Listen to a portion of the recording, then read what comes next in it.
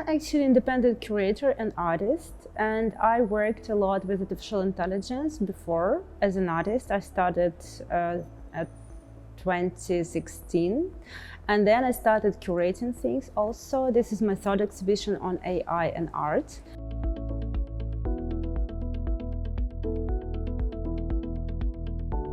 Why digital serendipity? It's a great question. Actually, you remember we had many names, many titles. It was not easy, but we have chosen the best, I think. Digital serendipity. Actually, it's referring, of course, it's referring Yasser Reinhardt's cybernetic serendipity, this iconic exhibition. But also, I think actually artificial intelligence is working in a way as this serendipity, because it helps us to discover new things, like kind of accidentally, but actually not. It has some specific way of working, because to me it sometimes works as an intuition works in our mind, because sometimes we have some serendipity, right, in life, and we discover something by chance, but actually it's only because we have in our mind, we have a lot of data, we already had many different situations, and that's why we have this feeling, this intuition, how we can discover things by chance, kind of by chance, right? And artificial intelligence, in a way, it works very similar, because it processing vast amount of data, and then it gives us the answer, but not like the answer which can seem to us a little bit like random, but actually it's not random. It's just because processing all the data, and it extracts patterns, and then it can help us to discover new planets, for instance, or new pharmacy, for instance, new drugs, like medical treatment, this kind of things. Also, like discovering this by chance, but actually with the help of this AI.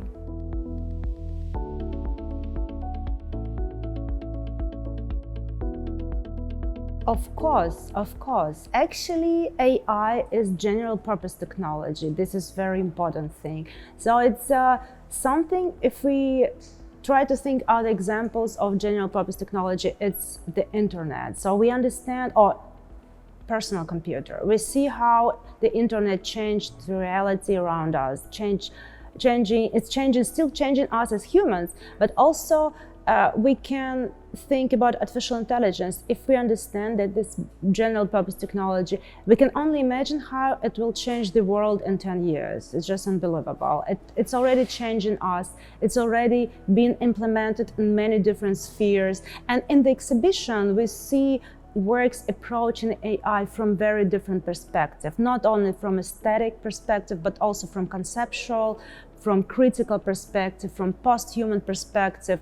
We see how the artists work on this level of media archaeological approach. So we see many different approaches, and we also see works created not only by the artists, but by researchers, computer scientists, machine learning enthusiasts. This is also important part of the exhibition. So we are bringing them all together to create this experience.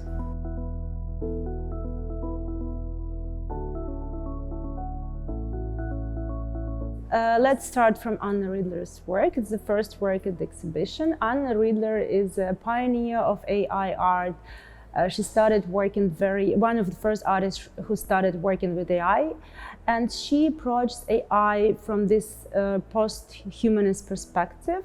And she also was inspired by Carl Linnaeus' idea of flower clock, the idea that we can create this kind of garden and we can understand time through flowers, because they have their circadian rhythms and they're blooming into a particular period of the day. And this is a very beautiful idea, but it was never fully implemented because of the complexity, and for many different reasons. We have to think about climate, we have to think about weather, and many different features. That's why it's really difficult to implement this. But Anna creates this idea digitally, using artificial intelligence. So here she created this digital garden, and we can see these flowers, AI generated flowers, they're blooming, and when we see this installation during the day, it's changing, and then we can understand time through this digital garden. And for Anna, what was also important that she's talking about non-human temporalities, and she's comparing different temporalities, plant temporality and AI temporality, and we can see how far we are as humans with our temporalities, how far we are from different non-humans.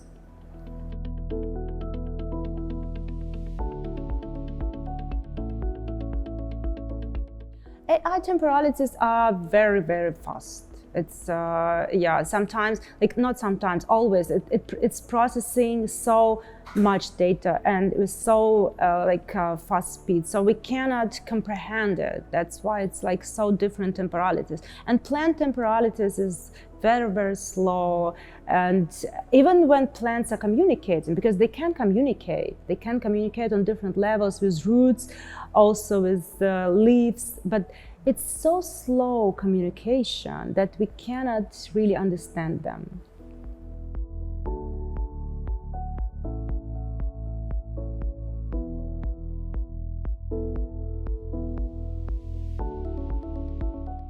Anna Shustikova's piece takes completely different perspective on AI. This is critical perspective, and Anna was inspired not inspired, but she was thinking and critically exploring the idea of how AI algorithms influencing our understanding of beauty, femininity, female body.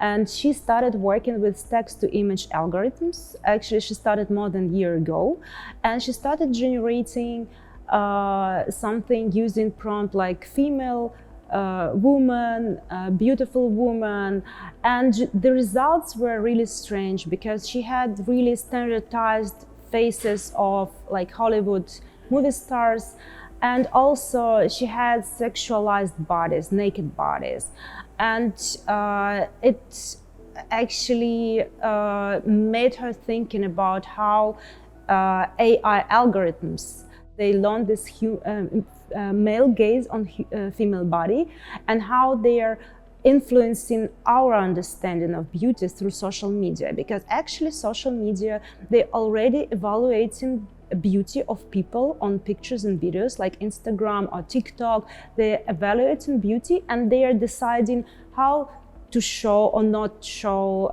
these images to other people on newsfeed. That's what they're influencing.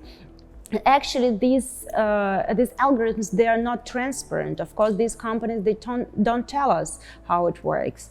And that's why it's very important to do research on that, at least artistic research on that, how we can understand this way, how we can have this glimpse on this.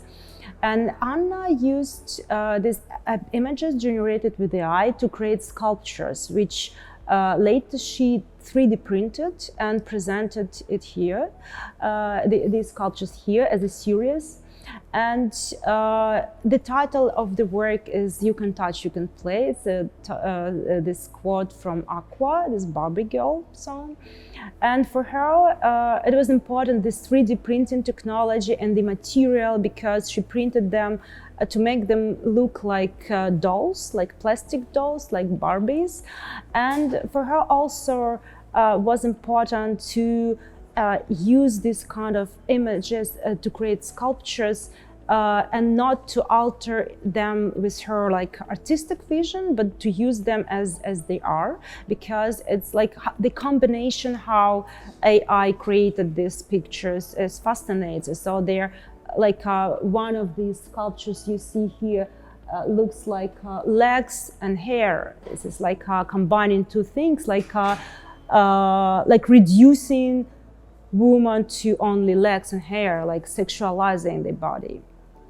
It's just because AI extracts some features and combines them together. So in a way it's abstract, but we still can see like this is something like a female figure. We can understand these are hairs, like this is hair or this is legs, like something like that. So it combines features in unexpected ways sometimes.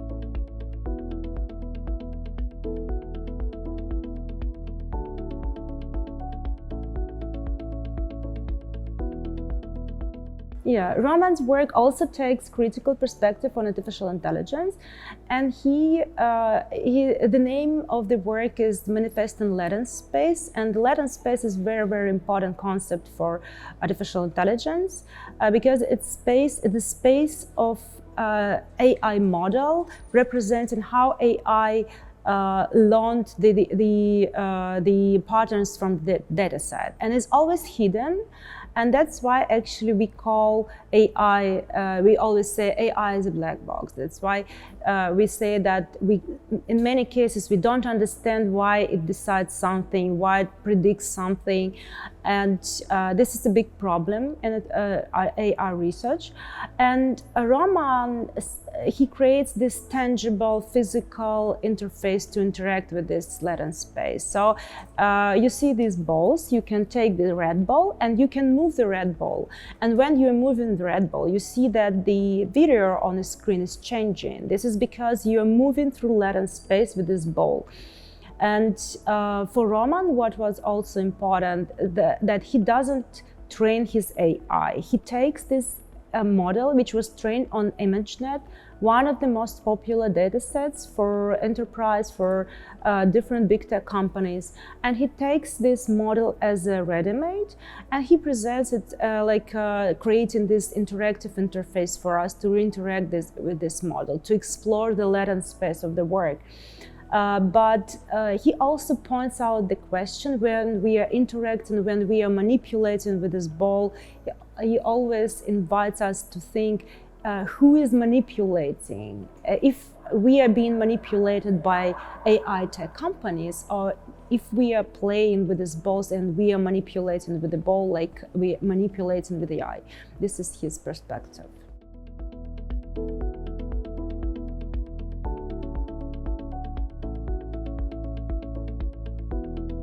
Yes, hard. Yes, they created this series of stained glass, and they trained AI on the data set of stained glasses, and they were also thinking of extracting, taking this architectural element from this space and making it like a separate element. And for them, what they told me, what was also important, that this stained glass, it's like self luminous, so it's emitting light. And they also took this military scenes as a inspiration for AI. And to me, what is important in this piece, that they are working in this field of media archaeology. So they combining this old technique, traditional technique of producing stained glass, together with this AI technology. And to me, what is also important, that they're showing us how history can be manipulated with technology, how some cultural artifacts can be manipulated through technology. And of course, they are also working with this specific AI aesthetics, which is, I think, important point here. It's media archaeology, very old traditional technique for stained glass production, and very new thing, which is AI. So they're combining them all together, and I think it's very beautiful.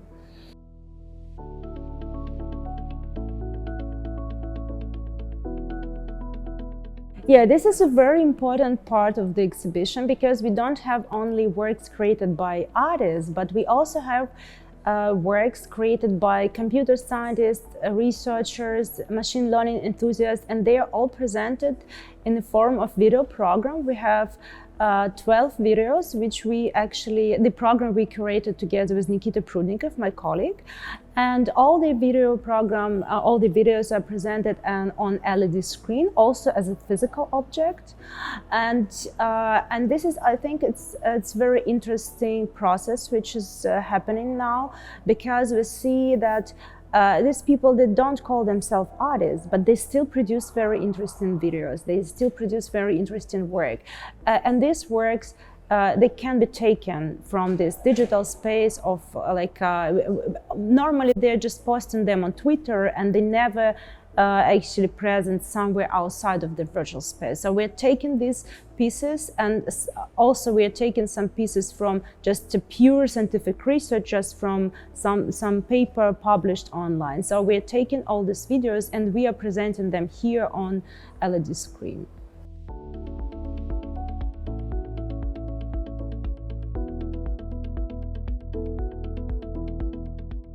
Alper's work actually, to me, it's interactive piece because it triggers our imagination. It's actually a series of prints, but it invites us to think, to imagine, to dream about alternative histories, alternative narratives for pop stars. And I actually like that he became very popular on Instagram, so he works on this social media field, and he works with this pop culture iconic figures, and yeah, so he used many different artificial intelligence techniques to create these portraits of different stars, and he invites us every time he invites us to think, how would the history of the life of some particular figure evolve in some different way, in some different direction? What would happen?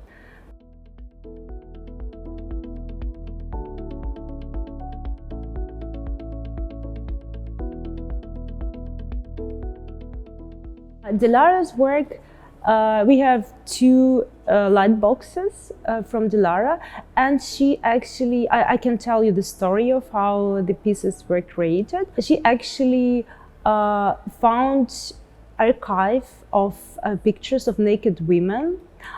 She bought this archive, and the archive was from 100 years ago.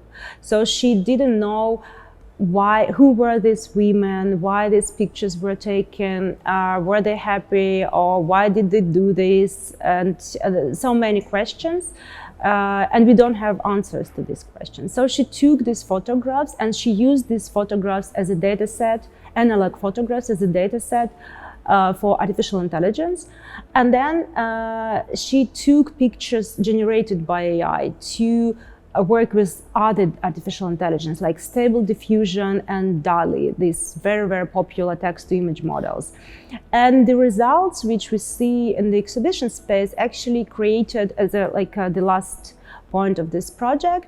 And through the light boxes, we actually see this uncanniness of which goes from the initial data set. So we see how artificial intelligence combines different textures, shapes. So at some point, it's kind of like also pop aesthetics, this post-internet aesthetics, but it feels also like something analog, something uncanny. So she combines it all together to create these collages.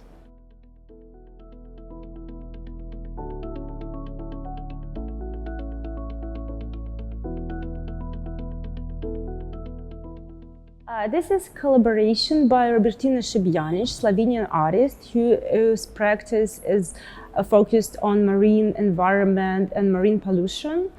And she collaborated with Felican McCormick and Sofia Crespo, which are very famous for AI work. And then they actually joined together for this project. They went to a research trip on Mediterranean Sea, and they went deep into the water, and they were filming marine environment and different species. And these films, pictures, videos became a data set, became data for this work, Aqua AI formings.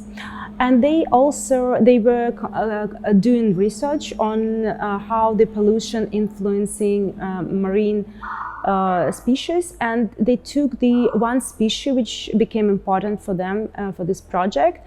They started talking about this Pinna nobilis, this big shell, one, I think maybe the biggest shell, and they started thinking how actually it's extincting, the shell extincting because of marine pollution.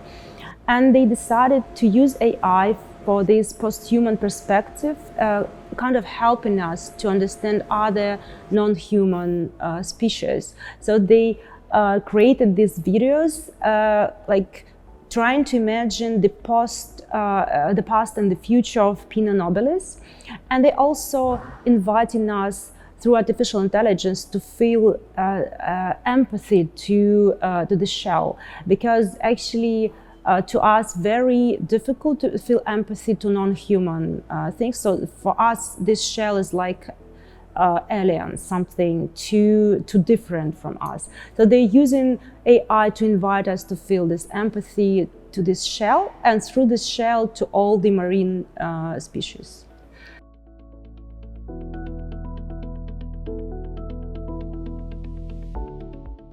Thank you for this question. That's why I said experience, because to me, when I'm curating new media art exhibition, it's always important to create this physical experience for visitors.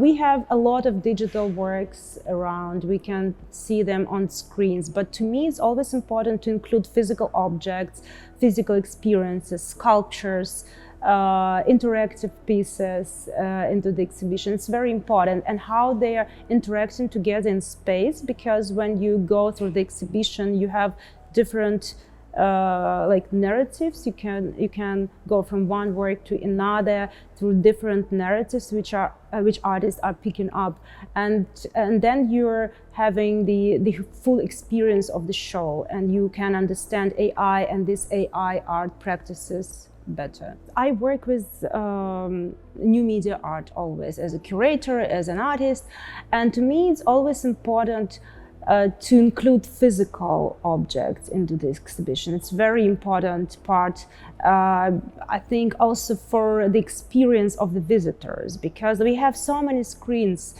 around us, so it's completely different physical experience into the exhibition space, how it works together, how all works create some narrative, how they, because they're object, how you perceive them into the space. This is important.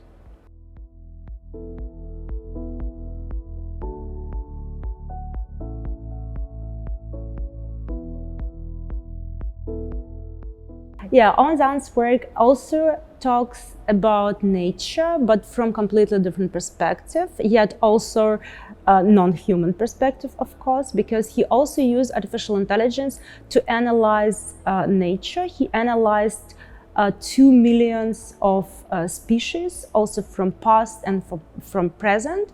And he talks, actually in this work, he continued his research on transitional forms in evolution. He was very interested in that. And also in transitional forms as AI architecture, because some AI approaches, they were inspired by transitional forms. And for him, it's very interesting to analyze all this geometry of nature and to analyze it through artificial intelligence, because it's also very, very interesting how AI can extract patterns from nature, which we don't see these patterns. That's why AI can help us to see some similarities, some patterns, to do some research in this field.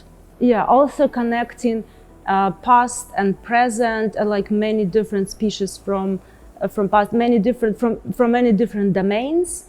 Yeah, AI can help with that.